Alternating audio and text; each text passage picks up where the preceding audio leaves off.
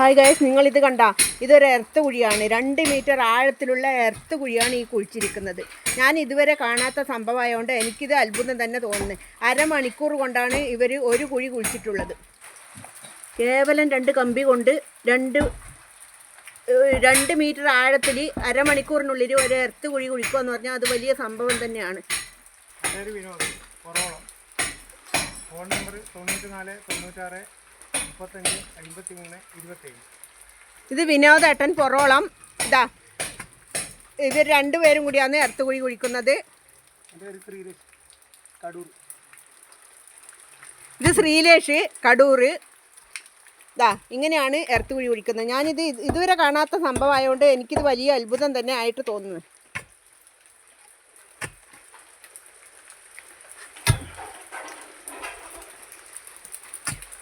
ആർക്കെങ്കിലും എർത്ത് കുഴി കുഴിക്കാനുണ്ടെങ്കിൽ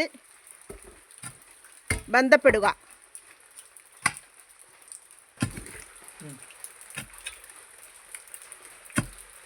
പാറയായാലും ഇവർ അരമണിക്കൂറിനുള്ളിൽ എർത്ത് കുഴി കുഴിക്കും.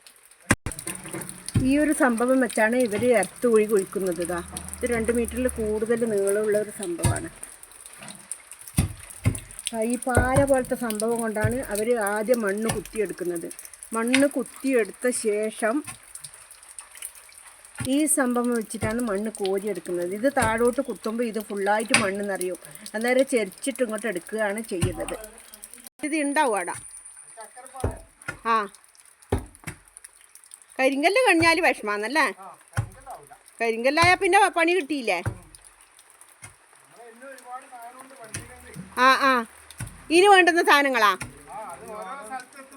ആ അതെ. ആ ആ ആ നിങ്ങൾ ആലോചിക്കുന്നുണ്ടാവും ഈ എർത്ത് കുഴി എന്തിനാണ് കുഴിക്കുന്നതെന്നല്ലേ? അത് വേറെ കാര്യമുണ്ട്. അത് ഞാൻ പിന്നീട് പറഞ്ഞുതരാം.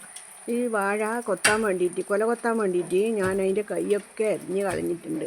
കൈ അരിഞ്ഞ് കളഞ്ഞില്ല എങ്കിൽ ഈ കൈകൾ അപ്പുറത്തെ വാഴക്കൊക്കെ വന്നിട്ട് എല്ലാ വാഴയും ഒടിഞ്ഞു പോകും. ഇത് ഒടിയുന്ന സമയം കൊണ്ട്. അതുകൊണ്ടാണ് ഇങ്ങനെ ചെയ്തിട്ടുള്ളത്. നിങ്ങൾക്ക് ആർക്കെങ്കിലും കൊല കൊത്താനുണ്ടെങ്കിൽ ഇങ്ങനെ ചെയ്യുക. കൈയൊക്കെ ആദ്യം കളഞ്ഞിട്ട് ശേഷം കൊത്തിയെടുക്കുക. ഒരു കുഴി കുഴിച്ചു കഴിഞ്ഞു 2ാമത്തെ കുഴിയാണ് കുഴിക്കുന്നത്. വേറെയും ചില പണികളൊക്കെ ഇവിടെ നടക്കുന്നുണ്ട്. അതെന്താണെന്ന് ഞാൻ പിന്നീട് പറഞ്ഞു തരാം.